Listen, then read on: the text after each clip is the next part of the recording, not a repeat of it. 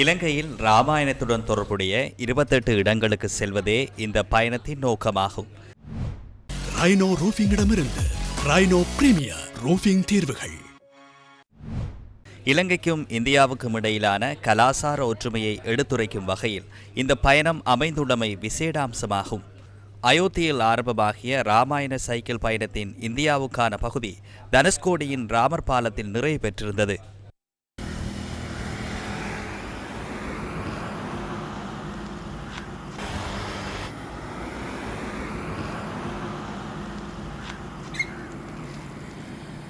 இன்றைக்கு நாங்கள் யாழ்ப்பாணத்திலிருந்து ஆரம்பிச்சுக்கிறோம். நாளைக்கு மன்னார சென்று அடைவோம். அங்க ராமர் பாலம் இருக்கு. அதே போல இந்த ராமாயணத்தோட தொடர்புபட்ட நிறைய இடங்களையும் நாங்க பார்த்துக்கொண்டு பல பகுதிகளில் ராமாயணம் நடந்திருக்குது. மொத்தமா 28 இடங்கள்ல அவ்வளவு இடத்துக்கும் நாங்கள் சைக்கிள்ல பயணம் செய்யறதா இருக்கிறோம். வட இந்திய பயணிகள், தென்னிந்திய பயணிகள் வந்து சுற்றுலாவுக்காக இலங்கை வரினம் யாழ்ப்பாணம் கூட கப்பல் இருக்குது, விமானம் இருக்குது, இன்னும் நிறைய வளங்கள் எங்கள்கிட்ட இருக்குது.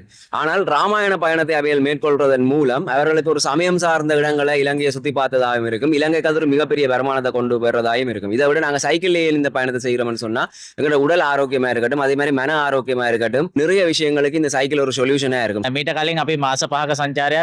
இதற்கு முன்னர் 5 மாத கால சுற்றுலா ஒன்றை ஆரம்பித்து யாழ்ப்பாணத்திற்கு வருகை தந்து அங்கிருந்து தமிழ்நாட்டுக்கு சென்று ஆந்திரா, ஒடிசா, பீகார், உத்தரகாண்ட் பிரதேஷ் ஊடாக நாம் நேபாளத்திற்கு சென்றோம். நேபாளத்திலிருந்து மீண்டும் வந்து அயோத்தியில் தான் இந்த ராமாயண ட்ரெயில் பயணத்தை நாங்கள் ஆரம்பித்தோம். இலங்கைக்கும் இந்தியாவுக்கும் இடையே கலாசார ரீதியிலான ஒற்றுமை இருக்கின்றது. யாழ்ப்பாணம் நல்லூரில் ஆரம்பமான இன்றைய முதல் நாள் பயணம் இன்று மாலை கிளிநொச்சி முடங்காவில் பகுதியில் நிறைவடைந்தது.